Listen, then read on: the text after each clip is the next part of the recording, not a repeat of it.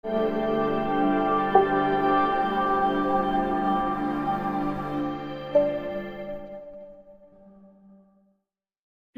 TRP game zone અગ્નિકાંડના મૃતકોને મુન્દ્રા મધ્યે શ્રદ્ધાંજલિ આપવામાં આવી। રાજકોટ ટીઆરપી ગેમ ઝોન અગ્નિકાંડમાં નાના બાળકો, નવયુવાઓ અને સ્ટાફના નિર્દોષ લોકો મળી લગભગ 33 લોકોથી વધુ આ અગ્નિકાંડની ગોઝારી દુર્ઘટનામાં મોતના મુખમાં સમાઈ ગયા।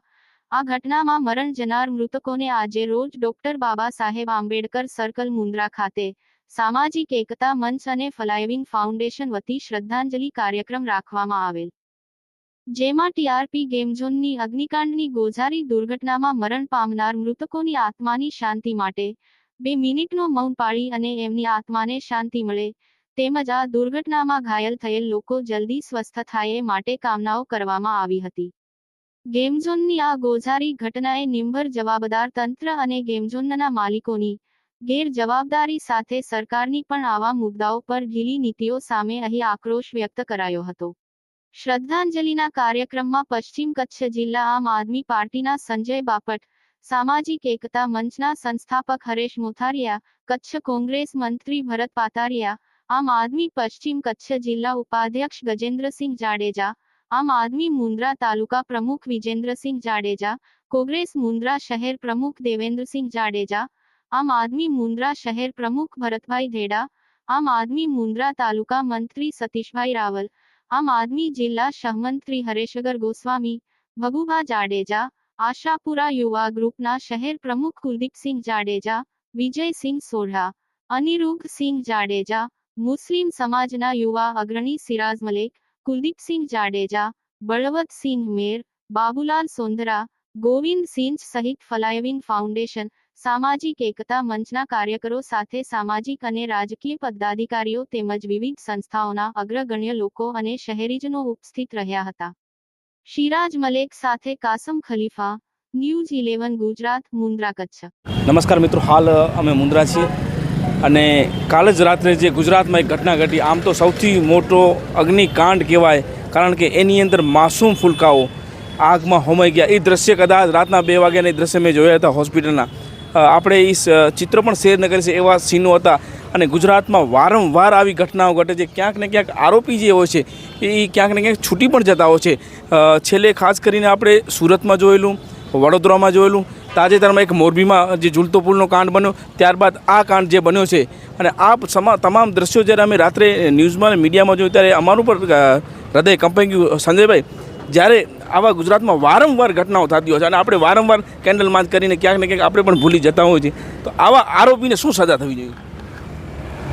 રાજકોટની અંદર કલરવ કરતા ઘણા બધા લોકો, બાળકો, વડીલો ને ઓચિતાનો કકડાટ અને રોકકડમાં પરિવર્તિત થયું। એના લોકોના મોઢા, ચહેરા ઓળખી ન શકાય એટલી મોટી ગંભીર ઘટના બની। તમામને ડીએનએ દ્વારા એ લોકોની ઓળખ કરીને પછી આ કરવામાં આવશે। એટલે જે દર વખતે ભાજપ સરકાર અને સત્તામાં બેઠેલા લોકો એમ કહેતા હોય છે કે કોઈ પણ ચમરબંધીને નહીં મૂકવામાં આવે, સીટની રચના કરવામાં આવશે, પરંતુ જે 4 વર્ષથી પરમિશન વગર, જે સેફટીની પરમિશનો હોવી જોઈએ, સેફટીના જે સાધનો હોવા જોઈએ, એ તક્ષશિલા હોય કે આ ગેમ ઝોન હોય, એની અંદર કોઈ પણ જાતની પરમિશનો, મંજૂરીઓ મળતી નથી હોતી। એની જવાબદારી તંત્રની હોય છે। તંત્ર આવા કોઈ પણ જાતના, અને એક માત્ર ગેમ ઝોન કે કોઈ ટ્યુશન ક્લાસીસ નહીં, હોસ્પિટલ હોય કે ઘણી બધી એવી જાહેર સ્થળો છે, સિનેમાઘરો છે, આ બધી જગ્યાએ સેફટીના સાધનોની જરૂરત હોય છે, પરંતુ મોટા નેતાઓને આમંત્રણ આપી એમના હાથે રિબિન કપાવી અને તંત્રમાં બેઠેલા ઘણા બધા લોકો જે છે, સત્તા ભોગવી રહ્યા છે, તંત્રમાં બાબુઓ છે, એ લોકોને બોલાવીને ત્યાં આવા કાર્યક્રમોની અંદર હાજરી આપતા હોય છે। એટલે આંખ આડા કાન કરવામાં આવતા હોય છે અને ગંભીર પ્રકારની, કારણ કે આટલું બધું થયું એના પછી ક્યાંક ને ક્યાંક આ જે આના માલિકો હતા એના કનેક્શનો પણ ક્યાંક ને ક્યાંક સત્તા પક્ષના કોઈક લોકો સાથે જોડાયેલા નીકળે છે। એવી જ રીતે એના ભાજપના ધારાસભ્ય આપણે જોયું કે ઇન્ટરવ્યૂ આપતા ખડખડાટ હસે છે, જ્યારે લોકો અત્યારે રડી રહ્યા છે, ગુજરાત આખાને આ ઘટનાથી શરમસાર છે, દુઃખ અનુભવી રહ્યા છે। એવી વખતે આના ધારાસભ્યો પણ ક્યાંક અને ખડખડાટ હસી રહ્યા છે। એટલે મતલબ આપણે સમજી શકીએ છીએ કે જે મોરબી કાંડ થયો, અલગ અલગ કાંડ થયા, ઘણી વખત આપણે બાબા સાહેબ આંબેડકરના અહીંયા સાનિધ્યમાં એમની ચરણોની વચ્ચે આપણે ઘણા કાર્યક્રમો આવા શ્રદ્ધાંજલિના કર્યા છે, પરંતુ બધામાં છેલ્લે આ જ હોય છે કે સીટની રચના કરવામાં આવશે અને કોઈ ચમરબંધીને છોડવામાં નહીં આવે, પરંતુ એના પછી તરત આપણે ભૂલી જાય છે, સરકાર અને તંત્ર પણ ભૂલી જાય છે. ખાસ કરીને હરેશભાઈ, ખરેખર જોવા જઈએ તો ઘટના એ જો છે ક્યાંક ને ક્યાંક સ્થળ બદલાય છે. માસૂમ ફૂલકાઓ જે કદાચ કાલના આ જ સમયે આ બનાવ બન્યો હતો, એમના મા બાપને ચિંતા હતી, એમના બાળકોને, એમના મા બાપનું એક ભવિષ્ય હતું કે જે આગમાં આ જે હતા તંત્ર, જે વહીવટદાર હતા, જેને એનઓસી વગર જે એ ટીઆરપી ગેમ ઝોનને એલાવ કરી દીધું, જેની અંદર સાહેબ 1500 લીટર પેટ્રોલ ખુલ્લું પડેલું હતું, જેની અંદર 2000 વધુથી ડીઝલ ખુલ્લું પડ્યું, 900થી વધારે ટાયર હતા. તો આ શું એમને ચિંતા નથી કે અહીં ફૂલકાઓ આવશે, આ બનાવ બનશે? આવા લોકોને આપ શું કહેશો? સૌ પ્રથમ તો હું નિંભર તંત્ર અને ભારતીય જનતા પાર્ટીની જે આ ડબલ એન્જિનની સરકાર છે એને અત્રેથી કહેવા માગું છું, કારણ કે એ સરકારની અંદર કોઈનું પણ ભવિષ્ય જોવામાં આવતું નથી. સૌનું ભવિષ્ય અહીં જોખમાઈ રહ્યું છે આ સરકારની અંદર. કારણ કે કાલે જ્યારે 25/5/2024 હતી, તો એ જ દિવસે આજથી 5 વર્ષ અગાઉ જ્યારે તક્ષશિલા કાંડ થયું, અગ્નિકાંડ થયું, એમાં 22 જેટલા સ્ટુડન્ટ વિદ્યાર્થીઓ એ લોકો આપણે જોયું તો આપણો હૃદય દ્રવી ઉઠે, છતો ઉપરથી છલાંગો લગાવીને પોતાનું જીવ બચાવતા હતા. ત્યારે પણ આ નિંભર તંત્ર આમાં નિષ્ફળ ગયું હતું. અને અત્યારે ફરી 5 વર્ષ પછી આ જ્યારે રાજકોટની અંદર ટીઆરપી ગેમ ઝોનમાં જે ઘટના ઘટી છે એ ખરેખર ખૂબ જ દુઃખદ અને ગંભીરમાં ગંભીર બાબત છે. અને આના માટે હું તો કહું છું કે આ ડબલ એન્જિનની સરકારને ચૂલ્લું ભર પાણીમાં ડૂબી મરવું જોઈએ. કારણ કે જ્યારે આવી ઘટનાઓ બને છે ત્યારે આપણે કહેવત છે ને કે આગ લાગે ત્યારે કૂવો ખોદવા જાઓ, તો આ એકદમ તદ્દન નિષ્ફળ સરકાર અને નિંભર તંત્ર જ્યારે આગ લાગે છે ત્યારે એ કૂવો ખોદવા જાય છે. એ સરકાર માટે અને આ જવાબદાર તંત્ર માટે એકદમ શરમજનક બાબત છે.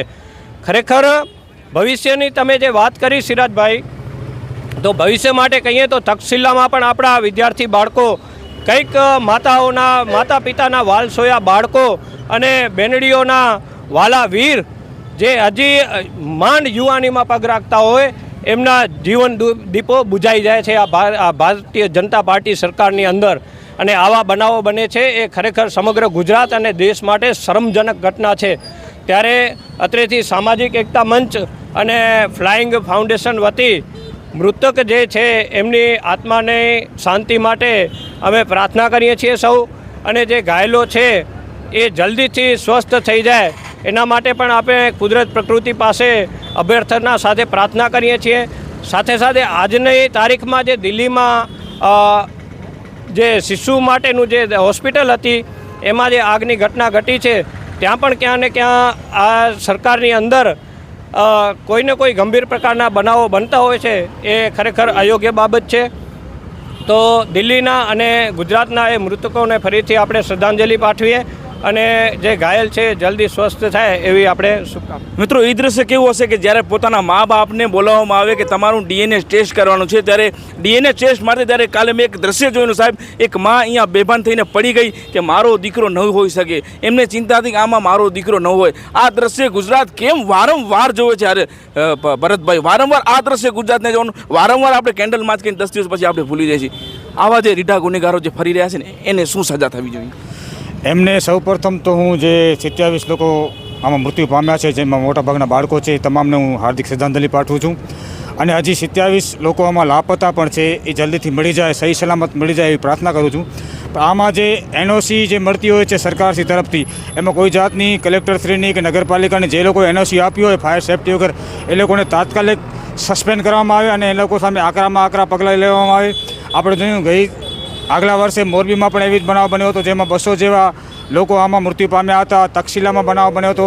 દર 2-3 મહિને આવો બનાવ બને છે. સરકાર ક્યાંય ગંભીર નથી, મોતની ગેરંટી છે.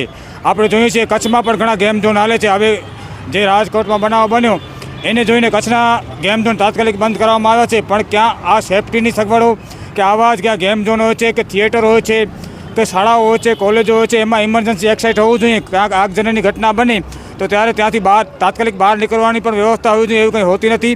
અને આમાં જે સીટની રચના કરવામાં આવી છે એ પોતાનું તપાસ કરે અને યોગ્ય દિશામાં તપાસ કરે, સાચી તપાસ કરે. આમાં જેટલા પણ ગુનેગાર હોય એમાં આકરામાં આકરી સજા આપે એવી અમે અત્રેથી વિનંતી કરી.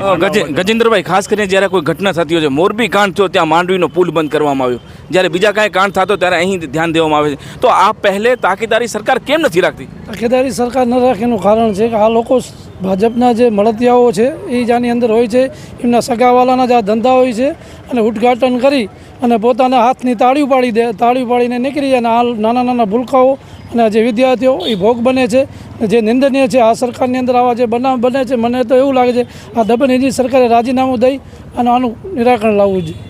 મિત્રો, ખાસ કરીને વારંવાર ગુજરાતમાં આવી ઘટનાઓ ઘટે છે ને ક્યાંક ને ક્યાંક જે ગુનેગારો છે એ કદાચ 2 વર્ષ પછી છૂટી પણ થાય છે, પણ મારી ગુજરાતની જનતા આને ક્યારે માફ નહીં કરે. કારણ કે જ્યારે નાનકડી કોઈ દુકાન હોય તો તેને હટાવવા માટે તંત્ર જાય છે કે ભાઈ તારી દુકાન ગેરકાયદેસર છે, ત્યારે આટલો મોટો ગેમ ઝોન ચાલતો હતો જેને એનઓસી નથી મળેલી, અને એનઓસી વગર જો ગેમ ઝોન ચાલુ કરવામાં આવે અને જે માસૂમ ફૂલકાઓ જે આગમાં હોમાઈ ગયા એ મા બાપની શું દશા હશે. અને ગુજરાતના જે સરકારના હજી પણ જો તમારામાં થોડુંક કંઈક શરમ હોય અને જે પણ અધિકારી કદાચ એમને એમ લાગતું કે નહીં મારામાં ઇન્સાનિયત માનવતા છે, તો આ ગુનેગારોને એવી સજા આપો કે બીજી વાર અમે કેન્ડલ માર્ચ કરતા પડે. અમને પણ ગર્વ થાય કે મારો ગુજરાતનો કાયદો, મારો ગુજરાતનો કાનૂન અમે એને સર્વસર માનીએ. મારી સાથે કાસમભાઈ ખલીફા, હું સિરાજ મલિક, ન્યૂઝ 11 ગુજરાત.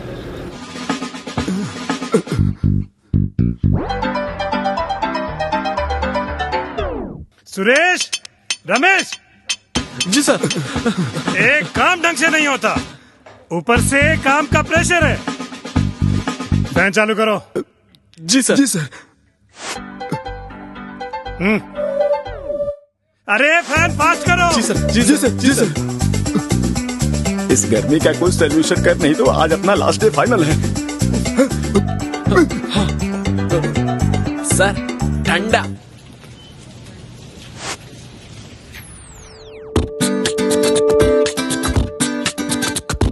आज का काम खत्म, तुम दोनों को छुट्टी. यस. यस नहीं, yes soft drinks. Real freshness का अनुभव, यश सॉफ्ट ड्रिंक्स.